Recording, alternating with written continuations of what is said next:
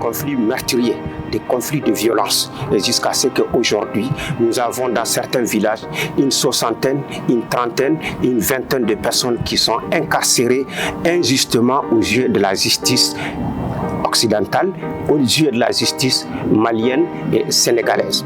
Ce que nous on craint le plus, on a des vieux de 84 ans qui sont en prison actuellement à Caille à cause de ce problème-là, alors qu'il n'y a pas eu une enquête approfondie.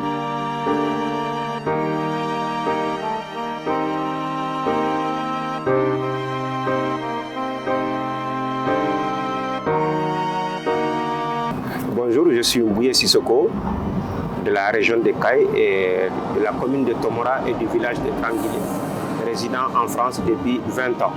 Alors, je viens sur le sujet de l'esclavage par ascendance dans la première région et dans l'Afrique de l'Ouest de façon générale. Alors, des Gambana à l'Afrique de l'Ouest en passant par le CSP, il y a un phénomène nouveau maintenant qui est dans notre société qu'on appelle le conflit intercommunautaire basé sur l'esclavage par ascendance. En fait, l'esclavage par ascendance n'existe pas et l'esclavage n'existe pas. L'esclavage, c'est quand on prend la définition originelle de l'esclavage, c'est la servitude. Ne me tue pas, je vais te servir. L'esclavage vient du mot acertum en grec.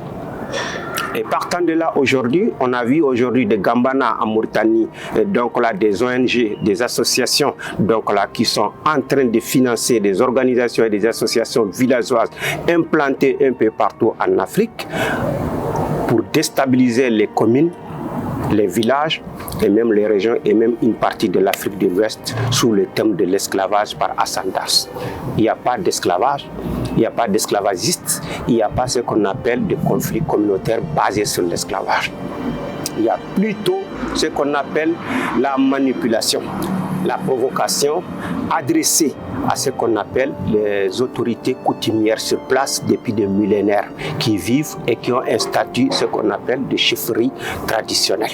Aujourd'hui, les associations communautaires implantées en Europe, implantées en Afrique, implantées même dans les villages, se regroupent pour former des sociétés ou des associations pour financer les jeunes, financer les villages et se lever pour faire un conflit intercommunautaire.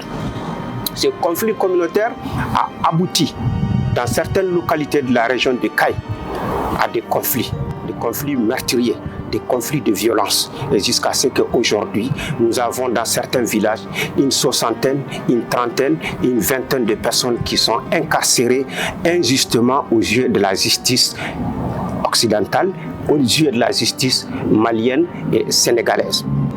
Ces gens-là qui sont incarcérés, ils n'ont fait aucun acte d'esclavagiste, ils n'ont fait aucun acte de soumission, ils n'ont fait aucun acte, ce qu'on appelle d'exploitation de l'homme par l'homme. Ils sont là juste à préserver les coutumes, les us et les rapports de vivre ensemble. Cependant, aux yeux de la justice, infiltrée par les ONG extérieures, basées en France, basées en Belgique, basées aux Pays-Bas, qui financent les ONG, qui financent les associations installées ici en France pour qu'ils mènent des guerres intercommunautaires dans nos localités sous le thème de l'esclavage par ascendance qui n'existe pas. Aujourd'hui, s'il y a droit de l'homme, le premier droit de l'homme, c'est la vérité. S'il n'y a pas de vérité, il n'y a pas de droit. S'il n'y a pas de vérité, il n'y a pas de justice. Et la justice ne doit pas être infiltrée. Elle ne doit pas être partielle. La justice ne doit pas être arbitraire.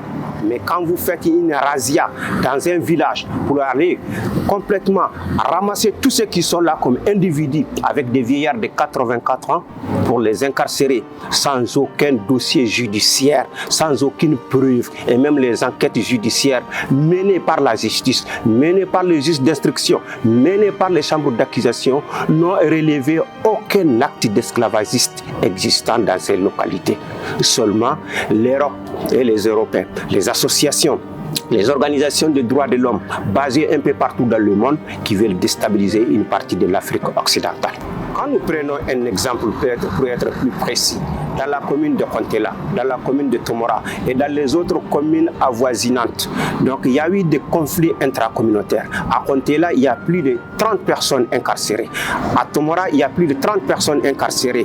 Et depuis 3 ans, 4 ans, donc dans ces communes-là, il y a des gens qui sont incarcérés depuis 1 mois, depuis 2 mois, depuis 6 mois, depuis 8 mois, et sans qu'il y ait un dossier judiciaire, et sans qu'il y ait une justice. La seule justice est que juste les manipulations des vidéos, les manipulations menées par les gens des CSP, les manipulations menées par les gens qui sont complices du montage de l'affaire et qui amènent ça au niveau de la justice, qui justifie un dossier pour incarcérer les gens. Ça, c'est de l'arbitraire judiciaire. Nous voulons, à partir de cet instant, que dans cette commune du nord de Bafoussam, les 5 communes, là où il y a de l'injustice, là où on prend les gens par la razzia, les prendre dans leur village, les prendre dans les rues, dans leur fesse du bil, dans leur maison, pour aller les incarcérer et pour avoir de l'argent et de la propagande, ou par CSP, soi-disant CSP, qui est installé en France ici, qui fait de la manipulation, qui attache les gens de la localité et qui diffuse à travers les réseaux sociaux,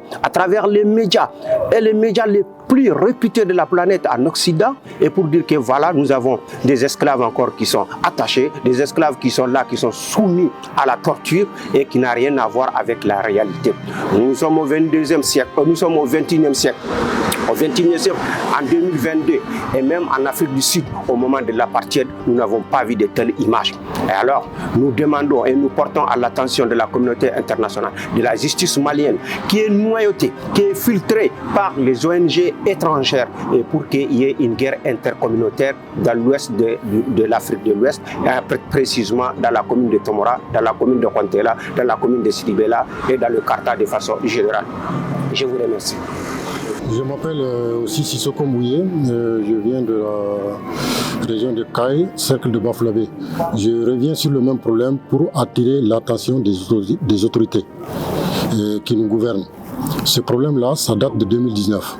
Nous, on a fait énormément de démarches dans ce domaine-là. Dans le domaine des enquêtes, on a demandé à ce que l'État intervienne dans les communes pour faire des enquêtes approfondies pour régler ces problèmes-là. Mais jusqu'à présent, on n'a pas trouvé gain de cause. Mais en 2019, nous-mêmes, par nos propres moyens, on a déplacé les huissiers de justice à travers le ministère de la Réconciliation, qui est parti enquêter sur le terrain, qui a donné sa réponse au ministère de la Réconciliation. Jusqu'à présent, on est en train de persécuter nos vieux dans le village, parce que, soi-disant, qu'ils sont esclavagistes. Moi, je crois simplement qu'un esclavage, on ne peut pas casser un esclavage. Si vraiment il y a la pratique sur le terrain, si l'État il est prêt à régler ce problème-là, il peut le régler à la minute. Parce que l'État a tous les moyens nécessaires pour se déplacer sur le terrain et faire une enquête sur le terrain et remonter à Bamako ou à Kaï. Parce qu'au jour d'aujourd'hui, ce que nous on craint le plus, on a des vieux de 84 ans qui sont en prison actuellement à Kaï à cause de ce problème-là, alors qu'il n'y a pas eu une enquête approfondie. Donc sur ce, on attire l'attention de l'État pour qu'il prenne ses responsabilités. C'est tout simplement ce qu'on cherche, qu'il part enquêter sur le terrain et éventuellement voir si réellement ce qu'on leur rapporte est une réalité, qu'il le sanctionne. Parce qu'on ne peut pas cacher un esclave. S'il y a un esclave dans les maisons où il y a un esclave qui travaille pour quelqu'un, on ne peut pas le cacher. Donc on est en train de manipuler l'opinion nationale et internationale à travers les ONG et les associations qui sont installées en Europe.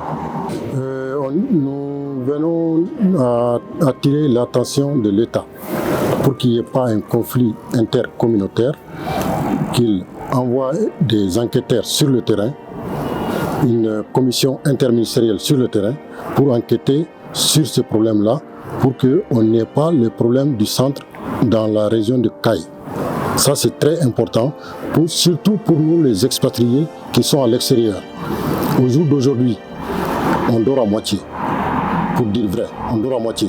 Parce que si ces gens-là, ils arrivent à nous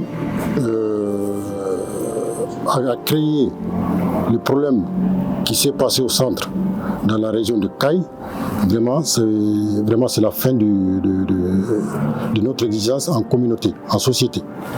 Merci.